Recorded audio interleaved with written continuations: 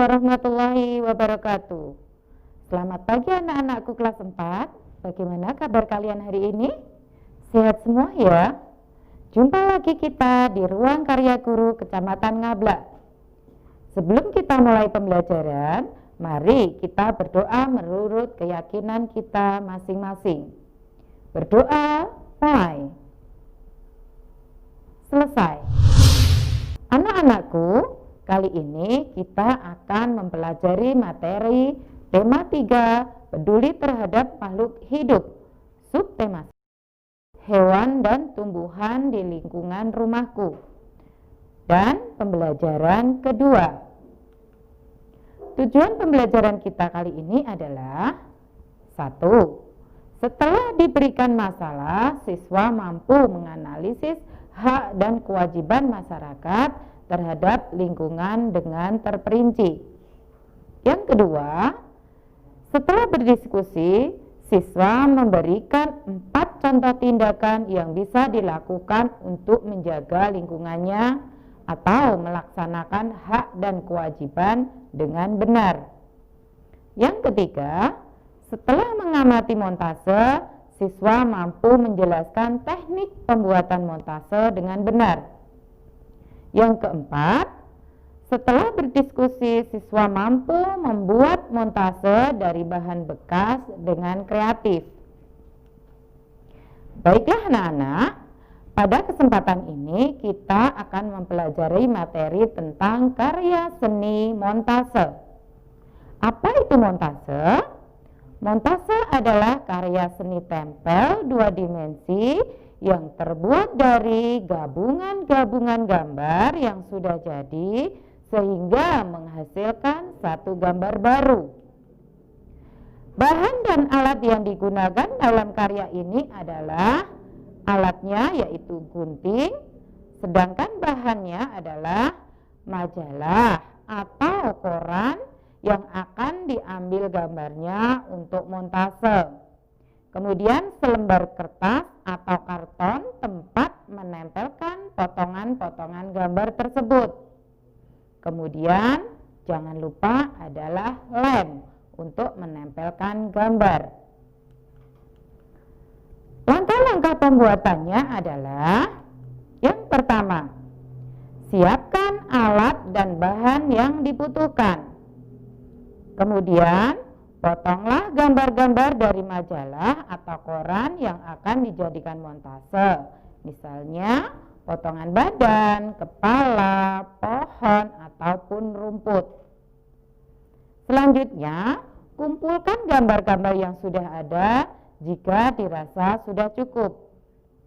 Tempelkan gambar pada selembar kertas atau karton, susun sesuai tema hingga terbentuk gambar baru menggunakan lem. Nah, montase kalian siap untuk dipajang. Perhatikan praktek pembuatan montase berikut ini dengan tema lingkungan.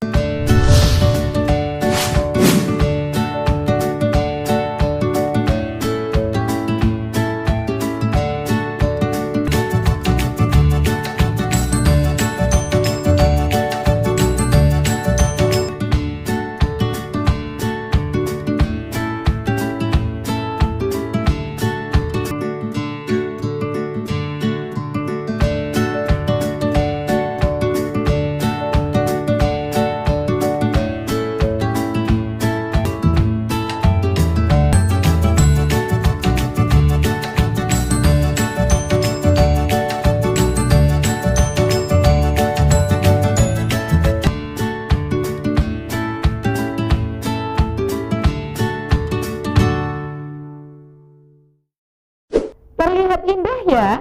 Lingkungan yang indah memerlukan kepedulian dari kita semua. Apa akibatnya coba jika lingkungan tidak terpedulikan?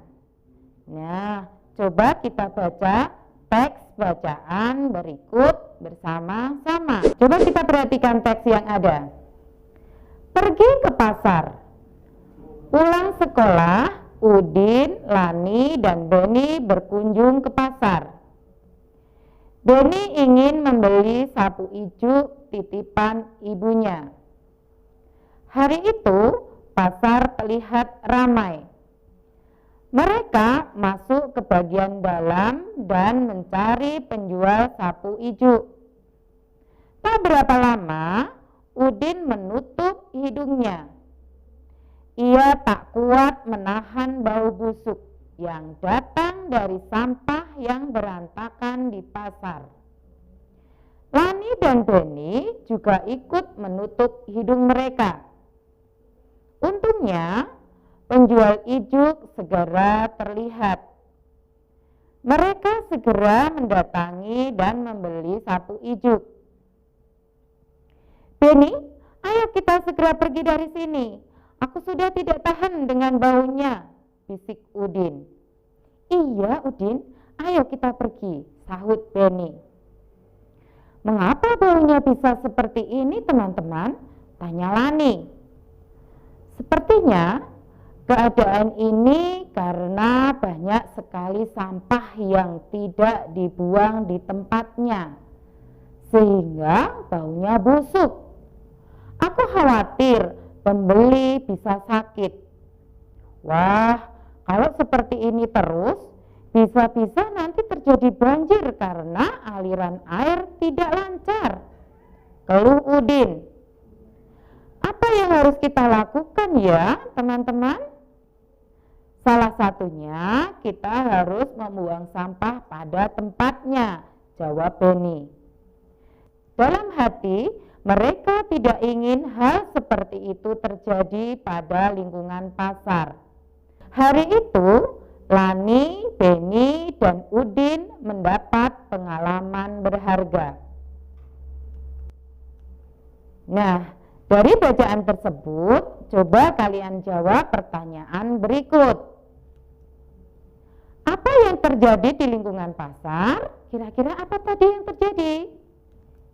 Oh, pasar berbau menyengat. Kemudian yang kedua, mengapa pasar sangat bau? Kira-kira karena apa ya? Coba kita lihat. Oh, karena banyak tumpukan sampah. Yang ketiga, ketika sampah di pasar berserakan, apa akibatnya bagi lingkungan? Kira-kira apa ya? Oh, lingkungan tampak kotor.